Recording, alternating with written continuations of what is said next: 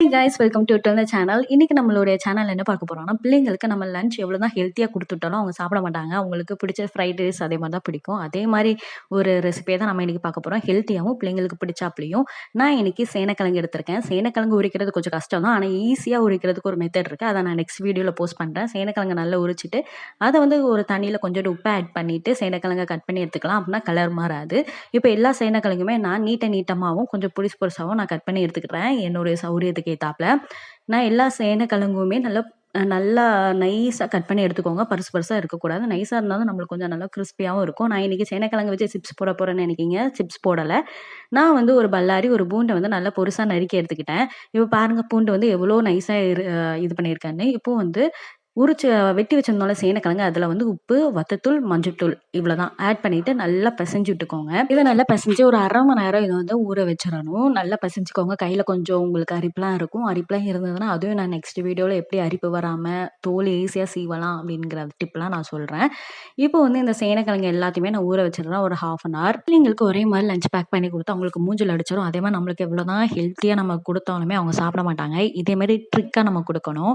நான் இன்னைக்கு 1 ஸ்பூன் ஜீரகம், 2 ஸ்பூன் மிளக மிக்ஸில போட்டு நல்லா பவுடர் ஆக்கி எடுத்துக்கிறேன். இது எப்படி இருக்கும்னா, நல்லா நைஸா பவுடரா நம்மளுக்கு வரணும்.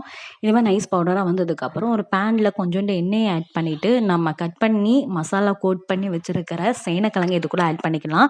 ஆட் பண்ணிட்டு எல்லாத்தையுமே நல்லா ஃப்ரை பண்ணி எடுத்துக்கோங்க. இப்படி நம்ம ஃப்ரை பண்றதுனால என்ன ஆகும் அப்படின்னா, வெளியில கிரிஸ்பியாவும், உள்ளக்க வந்து நல்லா சாஃப்ட்டா அப்படியே நம்மளுக்கு கறி சாப்பிட்டா எப்படி இருக்கும்? அதே மாரி தான் இருக்கும். ரொம்பவே டேஸ்ட் சூப்பரா இருக்கும். இப்போ வந்து எல்லாத்தையுமே நம்ம ஃப்ரை பண்ணிக்கலாம். எண்ணெய் இவ்வளோ ஊத்தியிருக்கேன்னு பயப்படாதீங்க. எண்ணெய் கொஞ்சம் கொஞ்சமா நம்ம மசாலா போட்டு பொரிக்க அந்த எண்ணெய் எல்லாமே மசாலா கூட ஆட் ஆயி, அதுவே நம்மளுக்கு ஒரு பேஸ்ட் மாரி நம்மளுக்கு ஆயிரும். தனியா நம்மளுக்கு ஒரு கட்டியா மசாலா ஆன மாரி அதுவும் ஆயிரும். இப்ப பாருங்க இது எல்லாத்தையுமே நல்லா கிரிஸ்பியா நான் வந்து வறுத்து எடுத்துக்கிறேன். இப்படி நம்ம சேனக்கிழங்க பொரிச்சு நம்ம இத வந்து மாடிஃபை பண்ணி குடுத்தோம் அப்படின்னா, இதுல சேனக்கிழங்கு இருக்குன்னு பிள்ளைங்களுக்கு தெரியவே தெரியாது. இதுல நீங்க நெறைய விதமான ரெசிபீஸ் பண்ணலாம். ஃபார் எக்ஸாம்பிள் நீங்க வந்து இத 65ஆவும் குடுக்கலாம். அதுக்கப்புறம் இதுல வந்து நீங்க டிஃப்ரெண்ட்டா ரைஸா மேக் பண்ணி குடுக்கலாம். அப்படியும் இல்ல அப்படின்னா, பிரியாணி மாரி நம்ம செஞ்சு குடுக்கலாம். அப்படியும் இல்ல அப்படின்னா, இத வச்சு இன்னும் நெறைய நம்ம பண்ணலாம். இப்போ வந்து ஒரு பேன்ல கொஞ்சோண்டு கீ ஆட் பண்ணிக்கலாம். அதுக்கப்புறம் நம்ம கட் பண்ணி வச்சிருந்த பூண்டு ஆட் பண்ணிட்டு நல்லா கோல்டன் ப்ரவுன் வர்ற அளவுக்கு வறுத்துக்கிடணும். அதுக்கப்புறம் கட் பண்ணி வச்சிருந்த வெங்காயத்தையும் ஆட் பண்ணிட்டு, நான் வந்து வெங்காயமும் ஒரு 50, 60% வதங்குனா போதும். அதுக்கப்புறம் சாதத்த ஆட் பண்ணிக்கிறேன். பிள்ளைங்களுக்கு வந்து ஃப்ரைட் ரைஸ் ரொம்ப பிடிக்கும். ஆனா நம்ம இன்னைக்கு செய்ய போற ஃப்ரைட் ரைஸ் பிள்ளைங்களுக்கு ஹெல்த்தியாவும் இருக்கும். ஏன்னா ஃப்ரைட் ரைஸ்ல நெறைய நம்ம வெஜிடபிள்ஸ் சேர்க்கோம். அது ரொம்ப ஹெல்த்தி. ஆனா எண்ணெய் நெறைய சேர்க்கிறதுனால அது ரொம்ப அன்ஹெல்த்தியா மாறிருது. அதனால கொஞ்சோண்டு நான் நெய் ஆட் பண்ணி தான் இன்னைக்கு ஃப்ரைட் ரைஸ் ஆட் பண்ண போறேன். அதுக்கப்புறம் நம்ம பொரிச்சு வச்சிருந்தோம்ல சேனக்கிழங்கு, அதையும் அதுக்கூட ஆட் பண்ணிக்கலாம். பெரியவங்களா இருந்தா உங்களுக்கு மசாலா வேணும்னா, அந்த மசாலா வேஸ்ட் பண்ணாம இதுக்குள்ள ஆட் பண்ணிக்கலாம். இல்ல சின்ன பிள்ளைங்களுக்கு மசாலா குடுக்க மாட்டேன்னா, ஃப்ரை பண்ணி வச்சிருக்க சேனக்கிழங்க மட்டும் ஆட் பண்ணிட்டு, 1 ஸ்பூன் சோயா சாஸ் ஆட் பண்ணிக்கோங்க. சோயா சாஸ் அதெல்லாம் நம்ம ஆட் பண்றதுனால நம்மளுக்கு ஃப்ரைட் ரைஸ் சாப்பிடுற அந்த ஃபீலே இருக்கும். ஆனா ரொம்ப எண்ணெய் வந்து நம்மளுக்கு இதாகாது.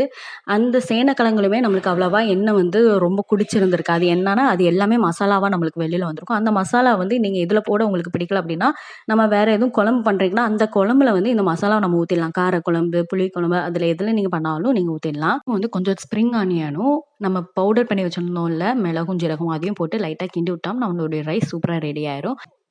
அவ்வளவுதான் நம்மளுடைய லஞ்ச் சூப்பரா ரெடி ஆயிரும். பிள்ளைங்களுக்கு பிடிச்ச ஃப்ரைட் ரைஸ் குடுத்தாப்லயும் இருக்கும். நம்மளுக்கும் ஏதோ ஹெல்த்தியா குடுத்த ஃபீல் இருக்கும். பிள்ளைங்களும் அந்த ஹெல்த்தியா இருக்கிற நம்ம குடுக்குறதையும் அவங்க சாப்பிடுவாங்க. இப்படி செஞ்சு குடுத்தா நம்ம ஒரேடியா இந்த ஹெல்த்தி இத சாப்பிடுன்னா சாப்பிட மாட்டாங்க. இப்படியா செஞ்சு குடுங்க. சூப்பரா இருக்கும். நீங்களும் இத ட்ரை பண்ணி பாருங்க. வயல்ல சுவை நாட்டியமோடும் பிள்ளைங்களுக்கு இதுல சேனக்கிழங்கு இருக்கு, அது இது இருக்குன்னு நம்ம சொன்னா தான் தெரியும். பிள்ளைங்களுக்கு தெரியவே தெரியாது. இது நல்ல கிரிஸ்பியா இருக்கும் சாப்பிடுறதுக்குமே. மசாலாவோட சாப்பிடுறதுக்கு, அதுக்கப்புறம் அந்த பூண்டோட ஃப்ளேவர் சூப்பரா இருக்கும். அந்த சேனக்கிழங்க நம்ம பிச்சு பார்த்தா, வெளியில வந்து நல்லா கிரிஸ்பியாவும், உள்ளக்க நல்லா சாஃப்ட்டா நம்மளுக்கு சிக்கன வந்து சாப்பிட்டா எப்படி இருக்கும்? சிக்கன வந்து பிச்சா நம்மளுக்கு எப்படி ஒரு ஃபீலா இருக்கும்? அதே மாரி தான் இருந்தது. பாருங்க எப்படி இருக்குன்னு நீங்களே பாருங்க. நீங்களும் இத ட்ரை பண்ணி பார்த்துட்டு, பிள்ளைங்களுக்கு குடுத்துட்டு அவங்க சாப்பிடுறாங்களா இல்லையா அப்படிங்கிறத கீழ கமெண்ட் பண்ணுங்க. Thank you.